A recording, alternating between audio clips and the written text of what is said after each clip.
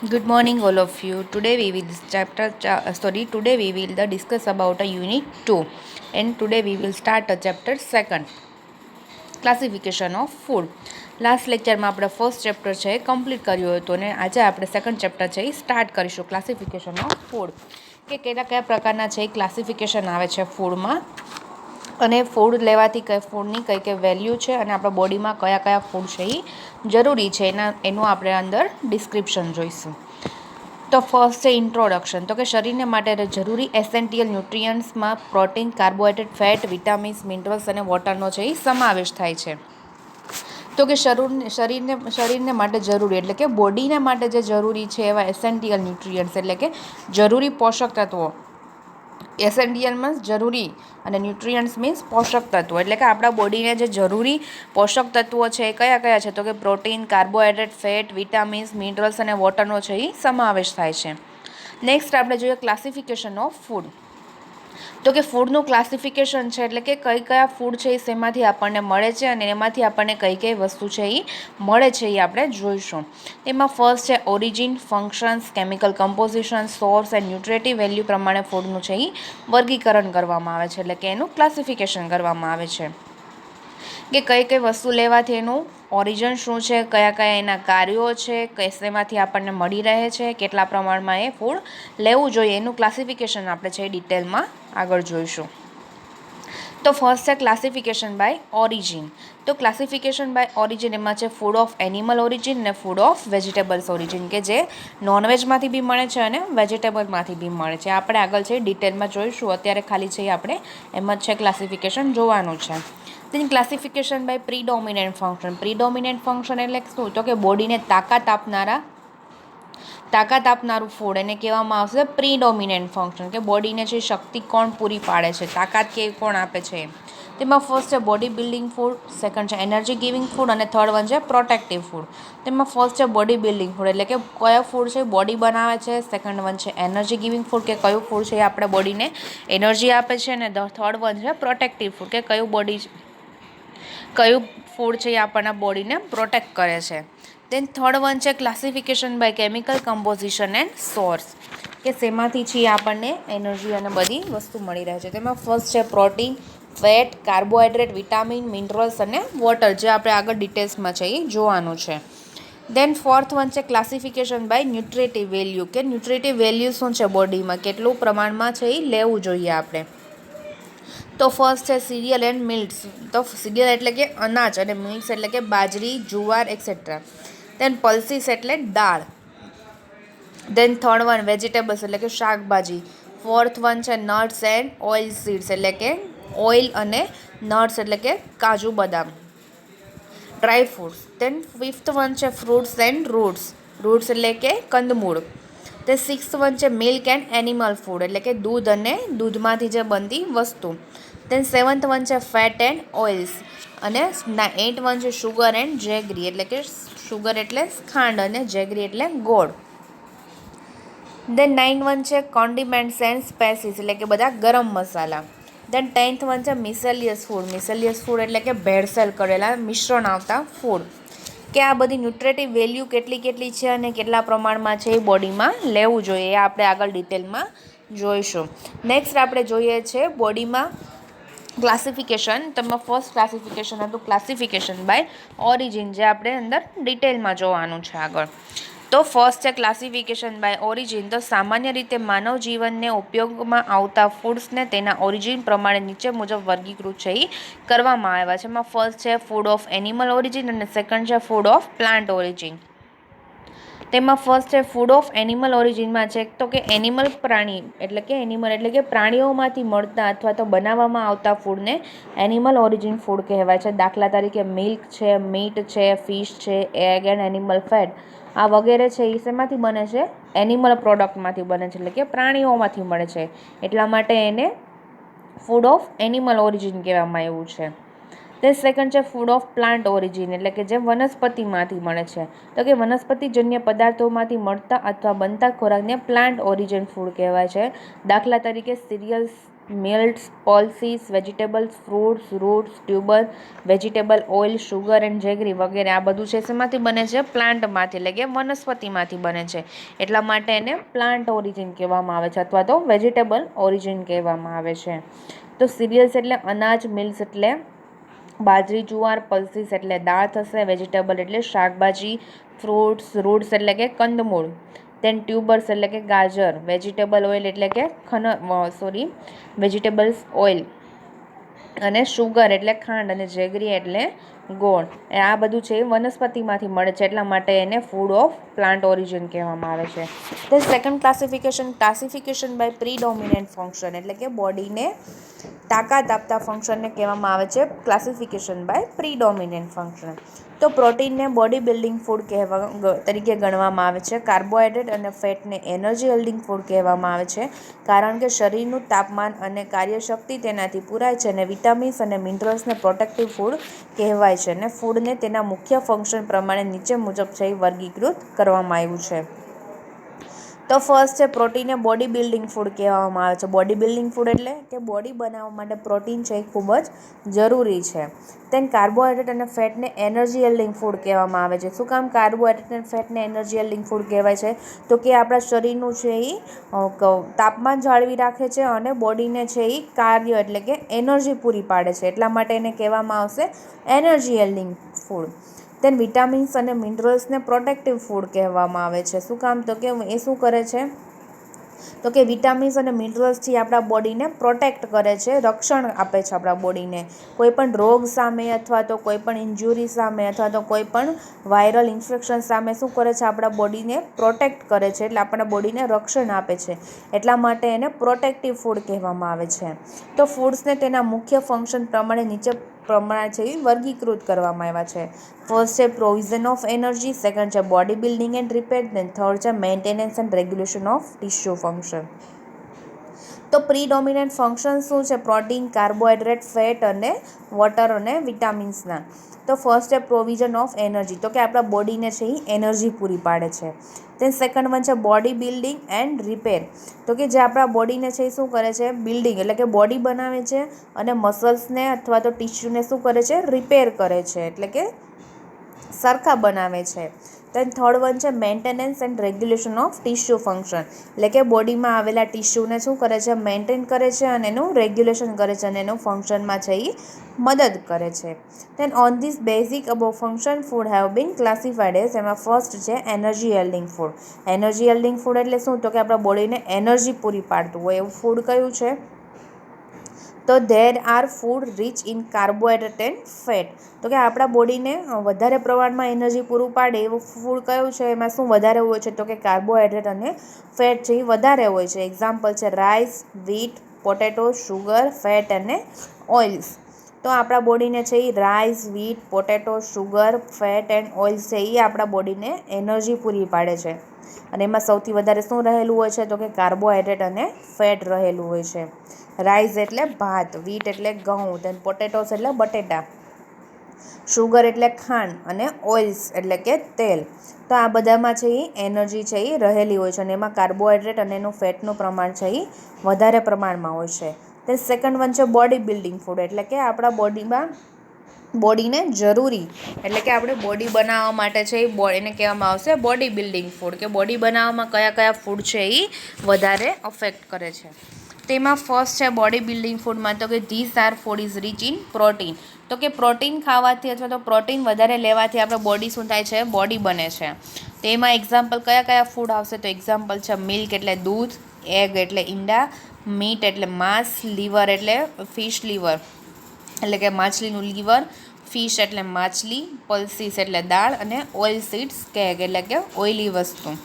તો એમાંથી છે જે વધારે પ્રોટીન છે એ મળી રહે છે. એટલા માટે વધારે પ્રોટીન જો લેવું હોય તો શેમાંથી મળી રહેશે? તો કે milk, egg, meat, liver, fish, pulses, oil seeds અને કેકમાંથી છે એ વધારે પ્રમાણમાં આપણને પ્રોટીન મળી રહેશે. અને પ્રોટીન છે એ શેના માટે જરૂરી છે? તો કે બોડી બનાવવા માટે, શરીરમાં છે એ બોડી બનાવવા માટે પ્રોટીન છે એ ખાસ જરૂરી છે. દેન થર્ડ વન છે પ્રોટેક્ટિવ ફૂડ, એટલે કે આપણા બોડીને રક્ષણ કોણ આપે છે? કયું ફૂડ છે આપણા બોડીને રક્ષણ આપશે? તો એમાં હતું વિટામિન્સ અને મિનરલ્સ. તો આપણા બોડીને રક્ષણ આપશે. તો કે there are food rich in vitamins, minerals and protein. તો કે એ શેમાં વધારે હોય છે? તો કે વિટામિન્સમાં, મિનરલ્સવાળા ફૂડમાં છે એ વધારે હોય છે. એક્ઝામ્પલ છે મિલ્ક એટલે કે દૂધમાંથી, ગ્રીન લીફી વેજીટેબલ્સ એટલે લીલા શાકભાજીમાંથી છે એ આપણને પ્રોટેક્શન મળી રહે છે. તો protective foods are so cold because they protect the body against infection, disease and illness. તો કે વિટામિન્સ અને મિનરલ્સ લેવાથી શું થશે? તો કે પ્રોટેક્ટિવ ફૂડ છે વિટામિન્સ અને મિનરલ્સ. એઝ કોલ્ડ એ લેવાથી શું થાય છે? તો કે બોડી અગેન્સ્ટ ઇન્ફેક્શન. જો બોડીમાં ઇન્ફેક્શન લાગતું હોય તો છે એ અટકાવી શકે છે. દેન ડિસીઝ એટલે કોઈ પણ રોગથી અટકાવી શકે છે. અને ઇલ હેલ્થથી એટલે કે કોઈ બીમારથી છે એને અટકાવી શકે છે, એની સામે પ્રોટેક્ટ કરી શકે છે. It may be mention that diet in India are generally poor in protective foods.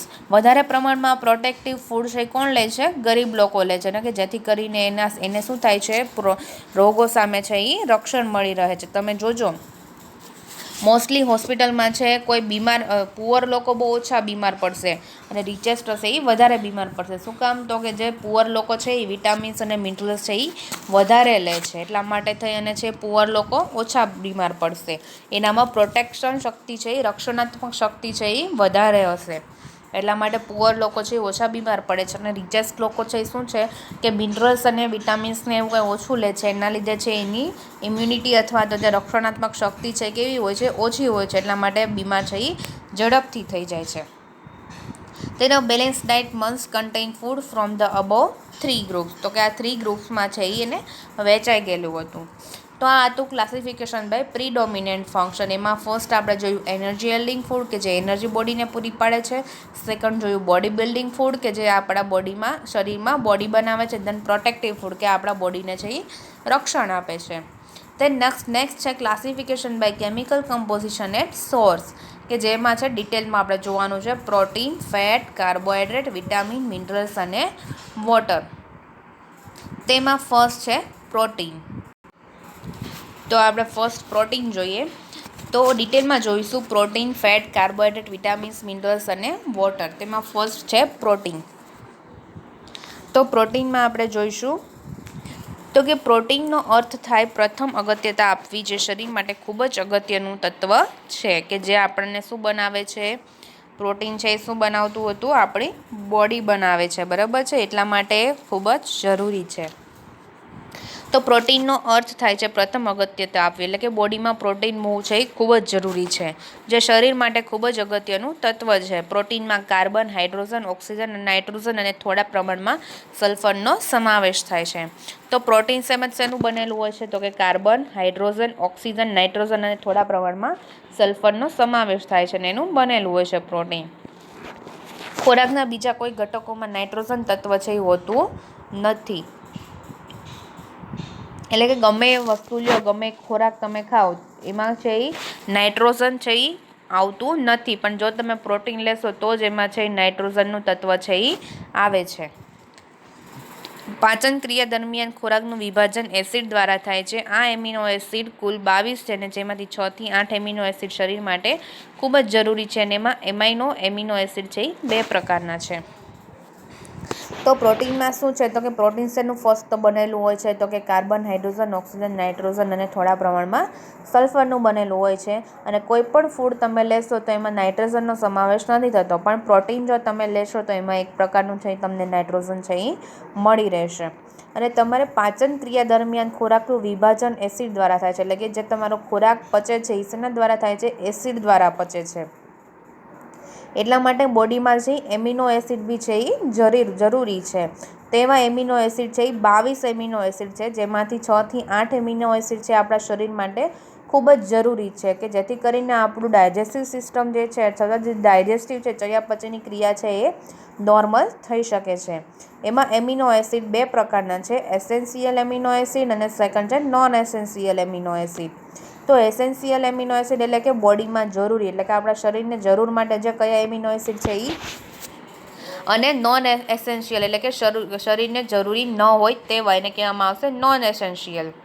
તેમાં ફર્સ્ટ છે એસેન્શિયલ એમિનો એસિડ, કે જે આપણા શરીરમાં અગત્યના છે અને જે આપણા ખોરાકમાં છે એ ઓલરેડી લઈએ છીએ. આપણે પ્રોટીન તમે લ્યો છો એમાં બધા જ એમિનો એસિડ છે એ આવી જાય છે. એમાં ફર્સ્ટ છે આઇસોલ્યુસિન એટલે કે H હિસ્ટિડિન અને A આર્ગિનિન. સેકન્ડ છે લ્યુસિન, થર્ડ વન છે લાઇસિન, ફોર્થ વન છે મિથિયોનિન, ફિફ્થ વન છે ફાઇનેન્ડિન, સિક્સ્થ વન છે ટ્રાપ્ટોફિન, સેવન્થ વન છે થ્રિયોનિન અને 8th વન છે વેલિન. તો આ 8 એમિનો એસિડ છે એ આપણા બોડીમાં ખૂબ જ જરૂરી છે અને કે જેથી કરીને ડાયજેસ્ટિવ સિસ્ટમ છે એ નોર્મલ રહે છે. અને આ 8 એમિનો એસિડ છે એ તમે પ્રોટીન લ્યો છો એમાં જ ત્યાં 8 પ્રકારના એમિનો એસિડ છે એ આવી જાય છે. એટલા માટે થઈને તમારી ડાયજેસ્ટિવ સિસ્ટમ છે એ નોર્મલ હોય છે. તો આ 8 એમિનો એસિડ છે એ તમારે યાદ રાખવાના છે કે કયા એમિનો એસિડ છે એ આપણા બોડીને છે એ જરૂરી છે. નેક્સ્ટ વન છે ફંક્શન ઓફ ધી પ્રોટીન, તો કે પ્રોટીનના કાર્યો શું છે બોડીમાં. તો ફર્સ્ટ છે શરીર વૃદ્ધિ વિકાસ માટે પ્રોટીન ખૂબ જ જરૂરી છે, કારણ કે શરીરના બંધારણ માટેના બધા જ તત્વો તેમાંથી પૂરા પડે છે.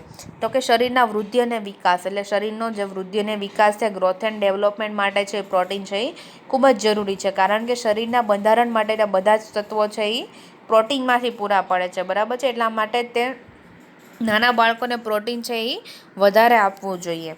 દેન સેકન્ડ વન છે શરીરના ટિશ્યુનો નાશ અને ફરીથી બીજા નવા ટિશ્યુને ઉત્પન્ન કરવાની ક્રિયા સતત થાય છે, જેના માટે ફ્રેશ પ્રોટીનની છે એ જરૂર પડે છે.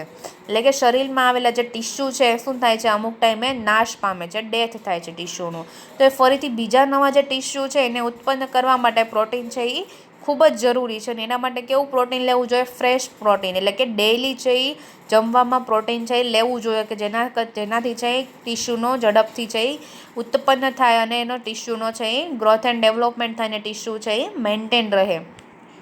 એટલા માટે ફ્રેશ પ્રોટીન એટલે કે ડેઇલી છે એ પ્રોટીન લેવું જોઈએ. દેન થર્ડ વન છે શરીરમાં જુદા જુદા પ્રકારના રસો ઉત્પન્ન કરવા માટે પ્રોટીન છે એ ખાસ જરૂરી છે. તો કે શરીરમાં જુદા જુદા પ્રકારના એટલે કે લાળ ગ્રંથિ છે, પાચક રસ છે, એ બધા રસોને છે એ ઉત્પન્ન કરવા માટે છે એ પ્રોટીન ખાસ છે એ જરૂરી છે. જો પાચક રસ ઉત્પન્ન ન થતો હોય તો તમારી ખોરાક તમે જે લીધેલો છો એ ડાયજેસ્ટ થશે નહીં. એટલા માટે જે પાચક રસ છે એ ઉત્પન્ન થવો છે એ જરૂરી છે. અને એના માટે શું જરૂરી છે, પ્રોટીન લેવું ખૂબ જ જરૂરી છે. then ફોર્થ વન છે શરીરમાં આરએનએ અને ડીએનએ બનાવવામાં પ્રોટીન છે એ ખાસ જરૂરી છે. રંગસૂત્રો છે એ બનાવવામાં પ્રોટીન ખાસ જરૂરી છે. આરએનએ અને ડીએનએ શું છે, રંગસૂત્રો છે, એને બનાવવામાં પ્રોટીન છે ખૂબ જ જરૂરી છે. આ ઉપરાંત પ્રોટીન શરીર માટે ગરમી અને શક્તિ પૂરી પાડે છે. એટલે કે પ્રોટીન છે આપણા બોડીમાં શું કરે છે, ગરમી અને શક્તિ છે એ પૂરી પાડે છે, આપણને એનર્જી પૂરી પાડે છે. તો આ હતા પ્રોટીનના કાર્યો. નેક્સ્ટ આપણે જોઈએ પ્રોટીનના પ્રકાર કે કેટલા પ્રકારના છે એ પ્રોટીન આવે છે. તેમાં ફર્સ્ટ છે first class protein and animal protection, કે જે આપણને છે એ એનિમલમાંથી મળે છે. તે સેકન્ડ ક્લાસ પ્રોટીન અને થર્ડ ક્લાસ પ્રોટીન. તો ફર્સ્ટ ક્લાસ પ્રોટીન અને એનિમલ પ્રોટેક્શન એટલે કે જે એનિમલમાંથી મળે છે. ફર્સ્ટ ક્લાસ એટલે કે સૌથી વધારેમાં વધારે પ્રોટીન છે એ આપણને એનિમલ ફૂડમાંથી મળી રહે છે, માંસાહારીમાંથી, નોનવેજમાંથી મળી રહે છે. આ પ્રકારના પ્રોટીનમાં બધા જ એમાઇનો એસિડના સપ્રમાણમાં આવેલા હોય છે. મેં તમને આગળ જેમ કીધું એમ કે 8 પ્રકારના એમિનો એસિડ છે શેમાં આવેલા હોય છે, પ્રોટીનમાં આવેલા હોય છે. જે તમે પ્રોટીન લેવા માટે ખોરાક જે લેતા હોય એમાં છે બધા જ 8 એમિનો એસિડ આવેલા હોય છે. તો ફર્સ્ટ ક્લાસ પ્રોટીન છે કે જે સૌથી વધારે પ્રોટીન આપે છે એ શેમાંથી મળે છે, સોર્સ એના એટલે કે શેમાંથી મળી રહે છે. તો ફર્સ્ટ છે મિલ્ક એટલે દૂધમાંથી, એગ એટલે ઈંડામાંથી, માછલીમાંથી એટલે કે ફિશ લીવર એટલે કે માછલીના લીવરમાંથી, મટન એટલે કે માંસ મચ્છીમાંથી, તદુપરાંત લીલા ફણગાવેલા કઠોળમાંથી છે ખાસ પ્રોટીન છે એ મળી રહે છે. અને બોડીને છે એ ફર્સ્ટ ક્લાસ પ્રોટીન છે એ આપણે આપવું જોઈએ. તે સેકન્ડ ક્લાસ પ્રોટીન છે એટલે કે થોડુંક ઓછા પ્રમાણમાં પ્રોટીન છે શેમાંથી મળે છે, તો કે આ પ્રકારના પ્રોટીનમાં બધા જ પ્રકારના એમિનો એસિડ હોય છે. એટલે કે સેકન્ડ ક્લાસ તમે જે પ્રોટીન લેશો એમાં બી બધા જ પ્રકારના જે આગળ આપણે 8 એમિનો એસિડ જોયા એ 8 એમિનો એસિડ છે એ રહેલા હોય છે, પરંતુ તેનું પ્રમાણ સરખું હોતું નથી. તેથી તે વધારે પ્રમાણમાં લેવાની જરૂર છે એ પડે છે. એટલે કે જે સેકન્ડ ક્લાસ પ્રોટીન છે એમાં છે એમિનો એસિડનું પ્રમાણ છે એ હોય છે, પણ એટલું બધું નથી હોતું. જેટલું ફર્સ્ટ ક્લાસમાં હોય એટલું છે એ સેકન્ડ ક્લાસમાં હોતું નથી. એટલા માટે છે સેકન્ડ ક્લાસ પ્રોટીન છે એ થોડું વધારે લેવાની જરૂર રહે છે. દેન થર્ડ ક્લાસ પ્રોટીન, તો કે થર્ડ ક્લાસ પ્રોટીન તો કે આ પ્રકારનું પ્રોટીન ફર્સ્ટ ક્લાસ પ્રોટીન કરતાં સસ્તું પડે છે. એટલે કે ફર્સ્ટ ક્લાસ એટલે કે નોનવેજ ખાવું, નોનવેજને એ વસ્તુ ખરીદી શકીએ એની કરતાં થર્ડ ક્લાસ પ્રોટીન છે એ સસ્તું મળે છે, કે જે અનાજમાંથી, શાકભાજીમાંથી ને એમાંથી મળી રહે. અને એમાં થર્ડ ક્લાસ પ્રોટીનમાં છે સૌથી ઓછું પ્રોટીન રહેલું હોય છે, એટલા માટે એ પ્રોટીન છે સસ્તું પડે છે અને સહેલાઈથી પ્રાપ્ત થઈ શકે છે. ગરીબ વ્યક્તિ માટે પોસાય તેવું દરેક કઠોળમાં અને દાળમાંથી 25% પ્રોટીન હોય છે. એટલે કે ગરીબ વ્યક્તિ છે એ કોઈ ઈંડા કે માછલી કે દૂધ કે એવું બધું વધારે ન ખરીદી શકે, એટલા માટે દાળ અને કઠોળ લઈ અને ખાઈ શકે, તો એનામાં જે 25% પ્રોટીન રહેલું હોય છે, એટલા માટે ગરીબને છે એવું પ્રોટીન મળી રહે. તો સોર્સ છે કે થર્ડ ક્લાસ પ્રોટીન છે એ શેમાંથી મળી રહેશે, તો ફર્સ્ટ છે કઠોળ, અનાજ, મગફળી અને સોયાબીનમાંથી છે થર્ડ ક્લાસ પ્રોટીન છે મળી રહે છે. અને પ્રોટીનની સાથે સાથે શાકભાજીમાંથી, અનાજ સમતોલ પ્રમાણમાં લેવામાં આવે તો અગત્યના એમિનો એસિડ છે એ મળી રહે છે. એટલે કે 8 સિવાયના બીજા જે એમિનો એસિડ છે અગત્યના એ આપણને છે શાકભાજીમાંથી અથવા તો સમતોલ આહાર લઈએ તો એમાંથી છે એ મળી રહે છે.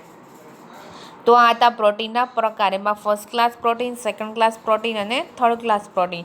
તો ફર્સ્ટ ક્લાસ પ્રોટીનમાં જે શું હોય છે, તો કે પ્રોટીનનું પ્રમાણ વધારે હોય છે, સેકન્ડ ક્લાસમાં એનાથી થોડું ઓછું હોય છે. અને થર્ડ ક્લાસ પ્રોટીન લેવા માટે તમે અનાજ છે, શાકભાજી છે, કઠોળ છે એવું લેશો તો એમાં થોડું પ્રોટીન છે એ તમને મળી રહેશે. તો નેક્સ્ટ છે daily requirement of the protein, કે પ્રોટીનની ડેઇલી રિક્વાયરમેન્ટ છે એ કેટલી હોવી જોઈએ. તો કે રોજિંદી જીવનમાં છે ડેઇલી રિક્વાયરમેન્ટ એટલે કે દરરોજ આપણે પ્રોટીનની કેટલી જરૂર પડે છે, અને બધાને છે એ પ્રોટીનની જરૂર અલગ અલગ પડે છે. તો એ આપણે જોઈએ કે કોને કેટલું પ્રોટીન છે ડેઇલી લેવું જોઈએ. તો શરીરનું વજન જો 1 કિલોગ્રામ હોય તો તેની સામે 1 ગ્રામ પ્રોટીન છે એ લેવું જોઈએ. એટલે કે 1 કિલોગ્રામ એટલે કે શરીરનું વજન 1 કિલો હોય એની સામે 1 ગ્રામ પ્રોટીન છે એ લેવું જોઈએ. એટલે કે શરીરનું વજન છે જો 60 કિલોગ્રામ હોય, બરાબર છે, તો એની સામે એને 60 ગ્રામ પ્રોટીન છે એ લેવું જોઈએ. એક્ઝામ્પલ, તો નાના બાળકો અને સગર્ભા માતા, ધાત્રી માતા, ફીડિંગ કરાવતી મધર વખતે વગેરે જે શરીરના વજન કરતાં એક્સ્ટ્રા પ્રોટીનની જરૂર પડે છે. એટલે કે નાના બાળકો એટલે કે ચિલ્ડ્રન છે, ઇન્ફન્ટ છે, એટલે એને અને સગર્ભા માતા એટલે કે જે પ્રેગ્નેન્ટ મધર છે, ધાત્રી માતા એટલે કે જે ફીડિંગ કરાવે છે, એવી મધરને છે એ શરીરના વજન કરતાં એટલે કે એના બોડીનો જેટલો વજન છે, એક્ઝામ્પલ છે 60 કિલો વજન છે તો એને 60 ગ્રામ છે એ પ્રોટીનની જરૂર નહીં પડે, એના કરતાં બી વધારે જરૂર પડશે, એક્સ્ટ્રા પ્રોટીનની જરૂર પડશે. શું કામ, તો કે નાના બાળકોનો છે બોડીનો ગ્રોથ એન્ડ ડેવલપમેન્ટ થતો હોય છે એનો, એટલા માટે એને પ્રોટીનની જરૂર વધારે પડે છે. ધેન સગર્ભા માતા એટલે કે પ્રેગ્નેન્ટ લેડીને એના યુટ્રસમાં એનું ફિટસ રહેલું હોય છે, તો એના ફિટસ માટે પ્રોટીનની જરૂર વધારે પડે છે. ધેન ધાત્રી માતા એટલે કે ફીડિંગ કરાવતી હોય છે મધર, તો એ બેબીને ફીડિંગ કરાવતી હોય એટલા માટે એનું બેબીને બી પ્રોટીન છે એવું મળી રહેવું જોઈએ, એટલા માટે ધાત્રી માતાને બી છે એ પ્રોટીનની જરૂર છે એ એક્સ્ટ્રા પ્રોટીનની જરૂર પડશે. તે માણસોમાં 55 ગ્રામ એટલે કે મેલમાં છે એ 55 ગ્રામ, સ્ત્રીઓમાં 45 ગ્રામ એટલે કે 45 ગ્રામ, સગર્ભા માતામાં 56 ગ્રામ, ધાત્રી માતાને વજન કરતાં 20 ગ્રામ વધારે પ્રોટીન છે એ લેવું પડે છે.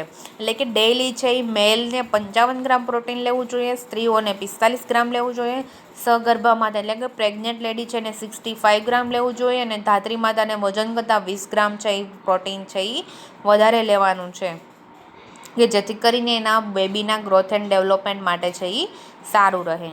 then જન્મથી 3 માસ સુધી બાળકને 2.3 ગ્રામ એટલે કે જન્મથી બાળકને એટલે કે બેબી જન્મે છે ત્યારથી લઈને 3 મહિના સુધી બાળકને 2.3 ગ્રામ પ્રોટીન આપવાનું છે. then 3 થી 6 મંથ એટલે કે 3 થી 6 મહિના માસના બાળકને 1.8 ગ્રામ આપવાનું છે, અને શેમાંથી મળશે એને માતાના દૂધમાંથી મળી રહેશે, એટલે કે ફીડિંગ કરાવશે તો એમાંથી મળી રહેશે ને. then 6 to 12 માસના એટલે કે 6 થી 12 માસના બાળકને 1.9 ગ્રામ પ્રોટીનની જરૂર પડે છે, એટલા માટે થઈ એને ડેઇલી છે આટલા ગ્રામ છે પ્રોટીન આપવાનું છે. then 1 ગ્રામ પ્રોટીનમાંથી 4 કેલેરી અને 1 ગ્રામ ફેટ ચરબીમાંથી 9 કેલેરી અને 1 ગ્રામ કાર્બોહાઈડ્રેટમાંથી 4 કેલેરી શક્તિ છે એ મળે છે. કેલેરી એટલે આપણા બોડીમાં શક્તિ મળે છે એને કહેવામાં આવશે કેલેરી. તો 1 ગ્રામ પ્રોટીનમાંથી કેટલી કેલેરી મળે છે? 4 ગ્રામ કેલેરી મળે છે. 1 ગ્રામ ફેટમાંથી કેટલી એટલે કે 1 ગ્રામ ચરબી છે બોડીમાં એમાંથી 9 કેલેરી મળે છે. 1 ગ્રામ કાર્બોહાઈડ્રેટમાંથી 4 કેલેરી શક્તિ મળે છે. તો આ હતી કે કેટલા ગ્રામમાંથી કેટલી છે એ કેલેરી પૂરી પડે છે આપણા બોડીમાં. તો આ હતી daily requirement of the protein, કે બોડીમાં આપણા બોડીમાં પ્રોટીનની કેટલી જરૂરિયાત છે અને ડેઇલી જે આપણે કેટલા ગ્રામ પ્રોટીન છે એ લેવું જોઈએ. તે નેક્સ્ટ છે પ્રોટીનની ખામીથી થતા રોગો, એટલે કે પ્રોટીનની ખામી જો બોડીમાં હોય, પ્રોટીનની ડેફિશિયન્સી હોય તો એનાથી કયા કયા રોગો થાય છે એ આપણે જોઈએ. તો ફર્સ્ટ છે માલન્યુટ્રિશન. તો કે બોડીમાં છે એ પ્રોટીનની ખામી હોય તો બાળક કેવું રહેશે? માલન્યુટ્રિશન રહેશે, કે જેટલો વેઇટ હોવો જોઈએ, જેટલું બોડીનું ગ્રોથ એન્ડ ડેવલપમેન્ટ થવું જોઈએ એના કરતાં છે એ ઓછો થયેલો હોય એને કહેવામાં આવશે માલન્યુટ્રિશન. અને શેના લીધે જોવા મળશે? તો કે અપૂરતા ખોરાકને લીધે માલન્યુટ્રિશન છે એ જોવા મળશે. તો માલન્યુટ્રિશન છે તો કે અપૂરતો ખોરાક લેવામાં આવે અથવા તો ખોરાકમાં પ્રોટીનની અભાવ હોય તો આ કારણો જવાબદાર છે. તેના માટે ગરીબાઈ, ખોરાક વિશેનું અપૂરતું જ્ઞાન, ઇકોનોમિકલ કન્ડિશન, વધુ પડતા બાળકો અને અસ્વચ્છતાને માટે જવાબદાર છે. તો માલન્યુટ્રિશન છે તો એ શું કામ માલન્યુટ્રિશન થાય છે? તો કે અપૂરતો ખોરાક લેવામાં આવે અથવા તો એટલે કે ખોરાક બરાબર ન લઈ શકતા હોય અથવા તો ખોરાકમાં પ્રોટીનનો અભાવ હોય, એટલે કે ખોરાકમાં છે એને પૂરતું પ્રોટીન ન લેતા હોય, આ કારણો જવાબદાર છે. અને તેના માટે શું જવાબદાર છે? પ્રોટીનનો અભાવ ક્યારે જોવા મળશે એને? કયા કારણથી એના બોડીમાં પ્રોટીન નહીં હોય? તો કે ફર્સ્ટ છે ગરીબ હશે, ગરીબાઈ એટલે કે ગરીબ હશે તો એ બહારથી કોઈ વસ્તુ લઈ નહીં શકે અને એ પૂરતું ખાઈ નહીં શકે. જો પૂરતું નહીં ખાઈ શકે તો એને જે જરૂરી પોષક તત્વો છે એ મળશે નહીં, એટલા માટે એને પ્રોટીન છે એ મળતું નથી. તો એના માટે છે બાળક છે કેવું થાય છે? માલન્યુટ્રિશન. દેન ખોરાક વિશેનું અપૂરતું જ્ઞાન, એટલે કે એને પૂરેપૂરું ખોરાકનું જ્ઞાન ન હોય કે કેટલા ટકામાં કેટલી વસ્તુ છે એ આપણે ખાવી જોઈએ. જો એ નકરું એને ઓઇલી ભાવતું હોય અથવા તો ફેટવાળું ભાવતું હોય તો એનામાં ફેટનો પ્રમાણ છે એ વધી જશે અને પ્રોટીન છે એ ઘટી જશે, કે પ્રોટીન એ લેતો જ નહીં હોય તો એના લીધે છે એ પેશન્ટ અથવા તો જે બાળક છે એ કેવું રહેશે? માલન્યુટ્રિશન રહેશે. એટલે એને ખોરાકનું જ્ઞાન નહીં હોય તો કે કેવો ખોરાક ક્યારે લેવો જોઈએ, કેટલા પ્રમાણમાં લેવો જોઈએ એનું જ્ઞાન છે એને હોવું જોઈએ.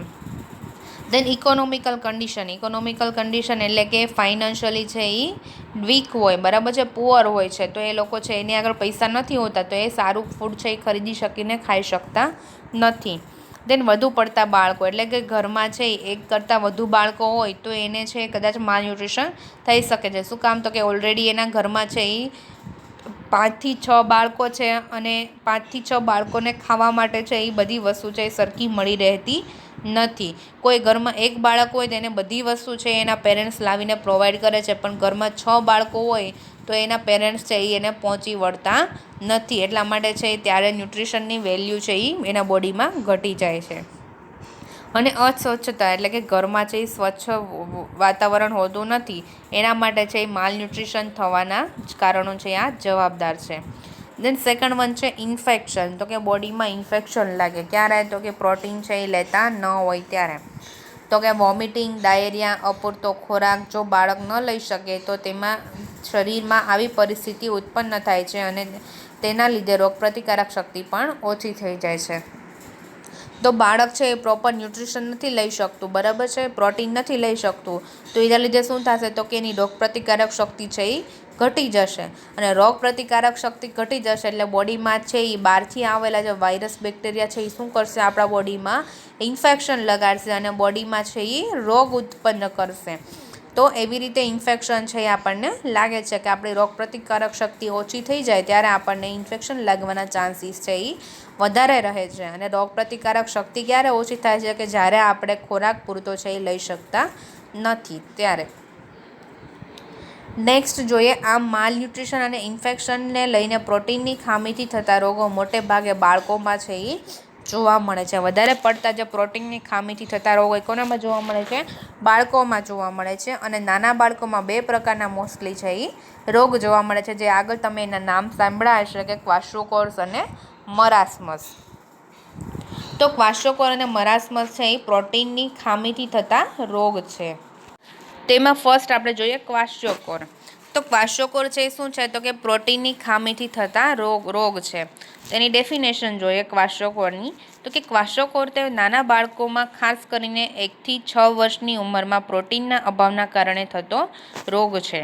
તો ક્વાશોકોર છે એ શેમાં જોવા મળે છે? નાના બાળકોમાં જોવા મળે છે, અને ખાસ કરીને કેટલા વર્ષમાં? 1 થી 6 વર્ષની ઉંમરનામાં છે એ આ ક્વાશોકોર નામનો રોગ છે એ જોવા મળે છે. અને ક્વાશોકોર નામનો રોગ છે એ શેનાથી થાય છે? તો કે બોડીમાં પ્રોટીનની અભાવને કારણે થતો, પ્રોટીનની ખામીના કારણે છે એ થતો રોગ છે.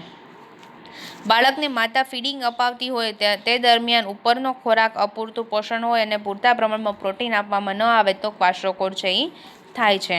એટલે કે જે બાળક છે એને ફીડિંગ કરાવતી હોય, માતા છે મધર છે ફીડિંગ કરાવતી હોય, અને એને ઉપરથી જે આપણે પોષક તત્વો મળવા જોઈએ એ ન મળતા હોય. ફીડિંગની જોડે આપણે એને છે મગનું પાણી આપવું જોઈએ, ભાતનું પાણી અપાય છે, દાળ પીવડાવવાની હોય છે. તો એ ખોરાક એને ન મળતો હોય તો એના લીધે પ્રોટીન છે એ ખામી રહે છે બાળકમાં. અને ત્યારે શું થાય છે? તો કે એને પૂરતા પ્રમાણમાં પ્રોટીન છે એ મળી રહેતું નથી, અને એના લીધે છે બોડીમાં પ્રોટીનની ખામી ઉત્પન્ન થાય છે, અને એના લીધે છે ક્વાશોકોર છે એ જોવા મળે છે. તો ક્વાશોકોર થયા હોય તો એના લક્ષણો કયા છે? સાઇન એન્ડ સિમ્ટમ્સ શું છે ક્વાશોકોરના?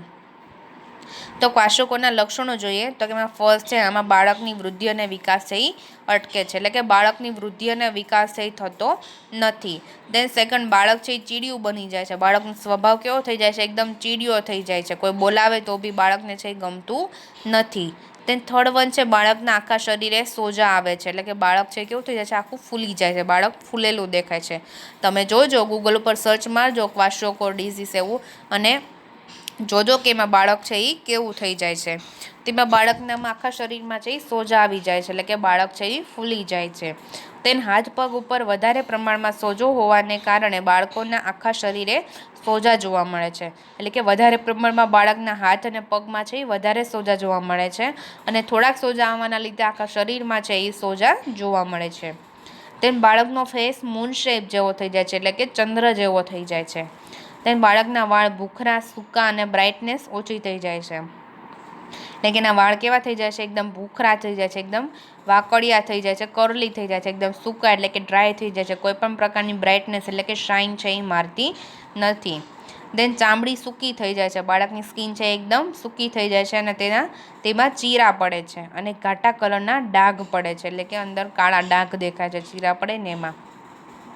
અને લીવર ઉપર છે, નેક્સ્ટ છે લીવર ઉપર સોજો આવે છે, એટલે કે લીવરમાં સોજો આવી જાય છે.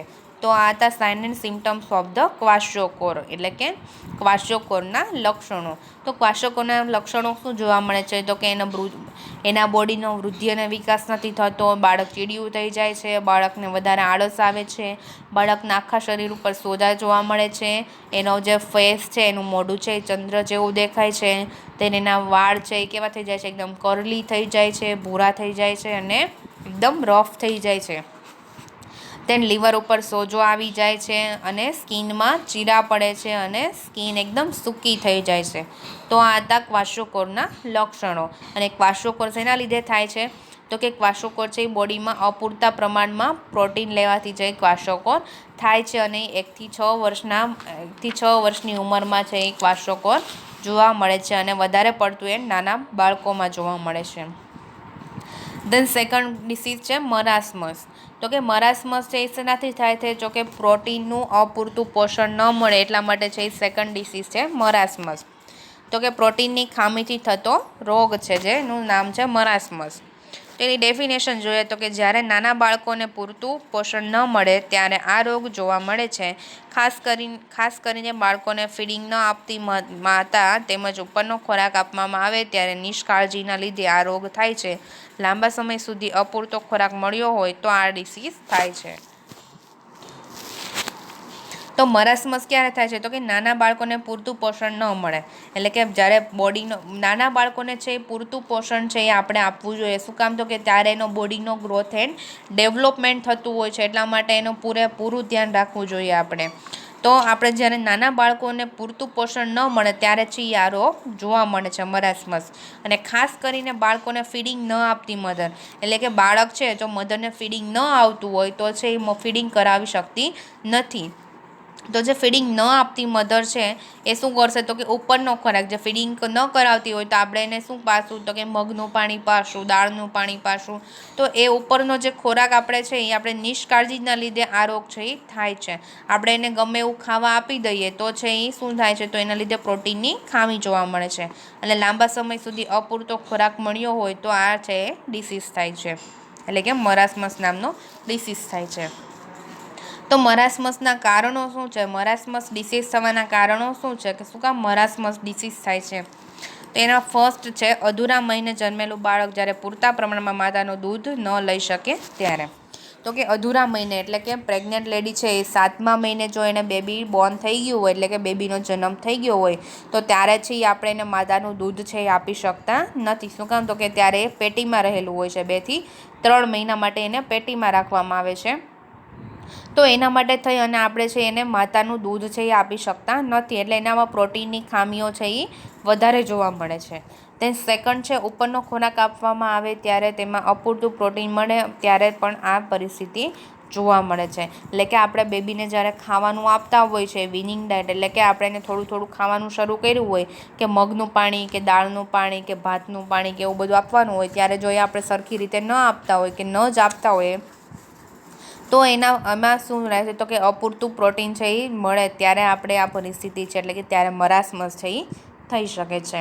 તે માતાને બરાબર ધાવણ ન આવતું હોય તો તેના કારણે બાળકને પૂરતી કેલેરી છે એ મળતી નથી અથવા તો કેલેરી મળે નહીં. એટલે કે માતાને બરાબર છે ફીડિંગ ન આવતું હોય, બરાબર છે મિલ્કનું પ્રોડક્શન ન થતું હોય માતાને બ્રેસ્ટમાં, તો એના લીધે છે એ માતાને ધાવણ આવતું નથી. તો એના કારણે શું થાય છે બાળકને પૂરતી કેલેરી એટલે કે જેટલી બાળકને પ્રોટીનની, કાર્બોહાઈડ્રેટની, ફેટની અને એનર્જીની જરૂર છે એ છે મળી રહેતી નથી અને એના લીધે છે એ મરાસમસ છે એ જોવા મળે છે. તેન ગરીબાઈના કારણે અપૂરતો ખોરાક મળવાથી, એટલે કે નાના બાળકો હોય બરાબર છે, ગરીબ લોકોના બાળકો છે નાના, એ લોકો બહારથી કોઈ ફૂડ ખરીદી શકશે નહીં અને માતા છે એ બરાબર ખાઈ શકશે નહીં. તો એના લીધે શું થશે તો કે બાળકને છે એ વસ્તુ પ્રોટીન છે એ પૂરું નહીં મળી રહે. શું કામ તો કે માતા જે પ્રોટીન છે એ ઓછા પ્રમાણમાં લે છે, કેમ કે એની આગળ પૈસા નથી, એ ગરીબ છે એટલા માટે બહારથી સારું વસ્તુ લઈને ખાઈ શકશે નહીં. તો જો માતા નહીં ખાઈ શકે તો એના બેબીને છે એ આપી શકશે નહીં, એટલા માટે ત્યારે એને પ્રોટીનનો અભાવ જોવા મળશે અને એના લીધે છે એ મરાસમસ નામનો છે એ ડિસીઝ થઈ શકશે. તો એના સાઇન એન્ડ સિમ્ટમ્સ જોઈએ કે મરાસમસના સાઇન એન્ડ સિમ્ટમ્સ શું છે, તો કે મરાસમસના લક્ષણો શું છે.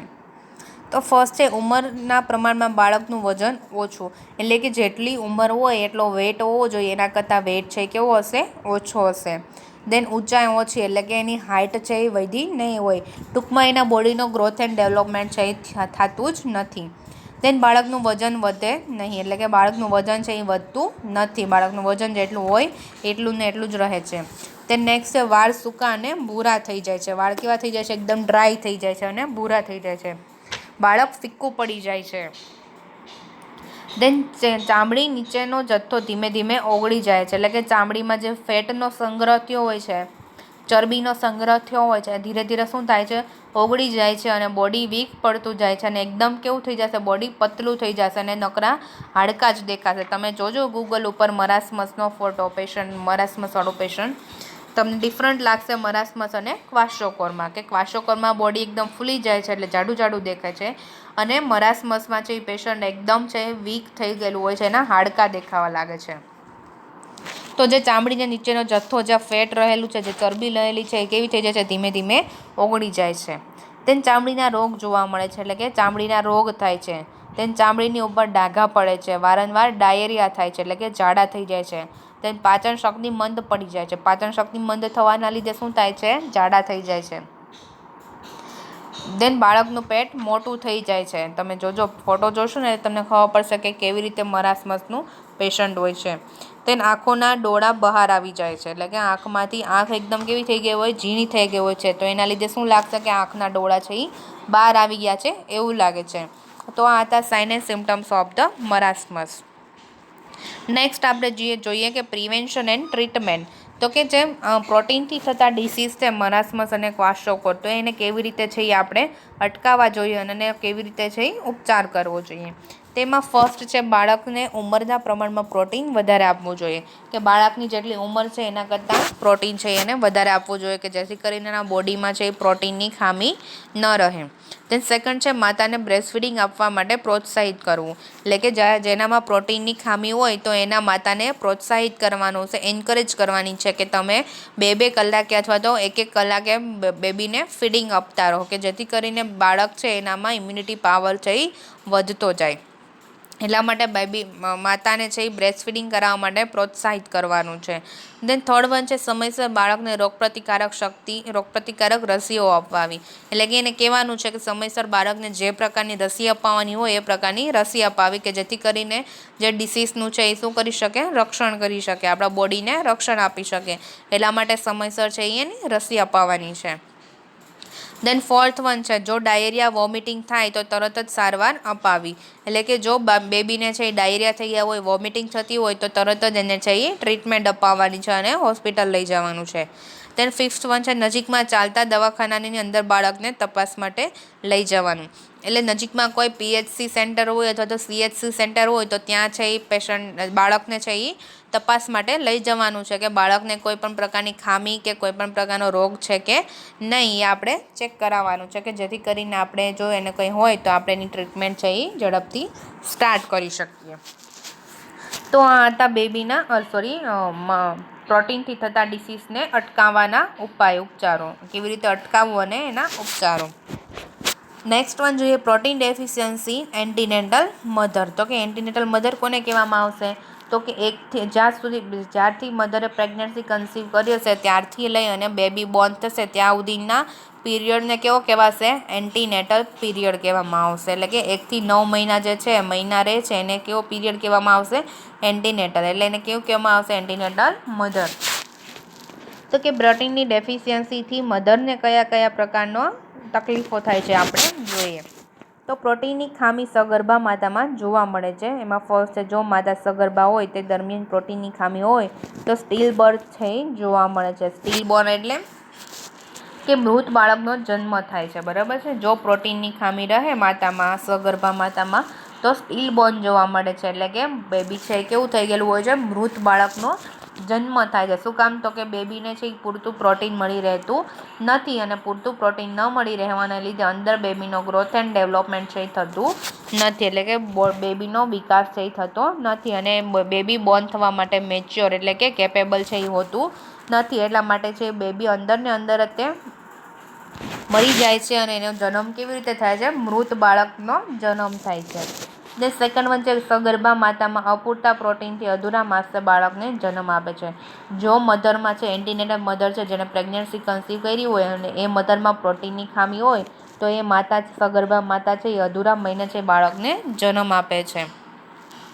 અને થર્ડ વન છે બાળક કેવું જન્મે છે, ખોડખાપણવાળું જન્મે છે. જો પ્રોટીનની ખામી હોય મધરમાં અને મધરમાં પ્રોટીનની ખામી હશે તો પૂરેપૂરું બેબીને છે એ પ્રોટીન મળી રહેશે નહીં. એટલા માટે જે બેબી છે એ કેવું જન્મશે, ખોડખાપણવાળું જન્મશે. તો પ્રોટીનની ડેફિશિયન્સીથી એન્ટીનેટલ મધરમાં કયા કયા પ્રકારના પ્રોબ્લેમ આવે છે આપણે જોયા.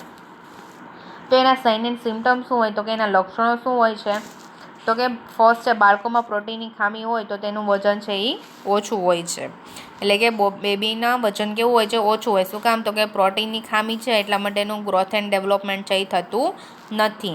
તે સેકન્ડ છે એનિમિયા જોવા મળે છે. એનિમિયા એટલે કે એના WBC છે એટલે કે વ્હાઇટ બ્લડ સેલ છે એ નોર્મલ હોય એની કરતાં ઓછા જોવા મળે છે, એને કહેવામાં આવશે એનિમિયા, એટલે કે એનામાં લોહીની ખામી જોવા મળશે. દેન થર્ડ વન છે ડાયેરિયા થાય છે, એટલે કે ઝાડા થઈ જાય છે. ફોર્થ વન છે થાક લાગે છે. ફિફ્થ વન છે જલ્દીથી ઘા છે એ રૂજાતો નથી. શું કામ જલ્દીથી ઘા નહીં રૂજાય, તો કે એનામાં જે ઇમ્યુનિટી પાવર છે એ કેવો હશે, રોગપ્રતિકારક શક્તિ છે એની ઓછી હશે, એટલા માટે છે ઝડપથી ઘા રૂજાશે નહીં. દેન આખા શરીરે સોજા જોવા મળશે. અને સેવન્થ વન છે શરીરના પેટના ભાગની અંદર પાણીનો ભરાવો થાય છે, એટલે કે પેટમાં છે એ પાણી ભરાય છે અને પેટ છે એ ફૂલતું જાય છે. તો આ હતા sign and symptoms of the deficiency in antenatal mother, કે પ્રોટીનની ડેફિશિયન્સીથી મધરમાં કયા કયા સાઇન એન્ડ સિમ્ટમ્સ છે એ જોવા મળે છે. દેન એનું પ્રિવેન્શન અને ટ્રીટમેન્ટ, તો કે પ્રોટીનની ડેફિશિયન્સી છે એન્ટીનેટલ મધરમાં, તો એનું પ્રિવેન્શન એટલે કે કેવી રીતે અટકાવવું. તો ફર્સ્ટ છે પ્રોટીનવાળો ખોરાક વધુ પડતો આપવો. એટલે કે જે પ્રેગ્નન્ટ લેડી છે, એન્ટીનેટલ મધર છે, એને વધારે પ્રોટીનવાળો ખોરાક છે એ આપવાનો છે, કે જેથી કરીને એનો વધારે પ્રોટીનવાળો ખોરાક આપણે આપીશું તો એના બાળકને છે એ પ્રોટીન પૂરતું મળી રહે. એટલા માટે એને વધારે પ્રોટીનવાળો ખોરાક છે એ આપવાનો છે.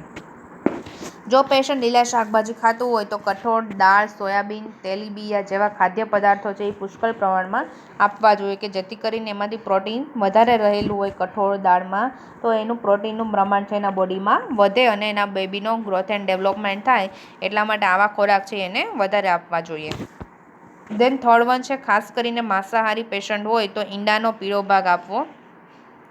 દાળનું સૂપ, મટન સૂપ, ફણગાવેલા કઠોળ વગેરે પ્રમાણમાં છે એ આપવાના છે. એટલે કે ખાસ કરીને જો માંસાહારી હોય પેશન્ટ છે એ નોનવેજ ખાતું હોય તો એને વધારે પ્રમાણમાં ઈંડાનો જે પીળો ભાગ અંદર આવે છે એ આપવાનો છે. આપણે આગળ જોઈ ગયા કે ફર્સ્ટ ક્લાસ પ્રોટીનમાં છે એ એનિમલ પ્રોટીન આવતું હતું, બરાબર છે, કે એનિમલમાંથી જે એનિમલની વસ્તુ છે એ આપવાની હતી, કે જેથી કરીને એમાં હાઈ પ્રોટીન આવેલું હોય છે.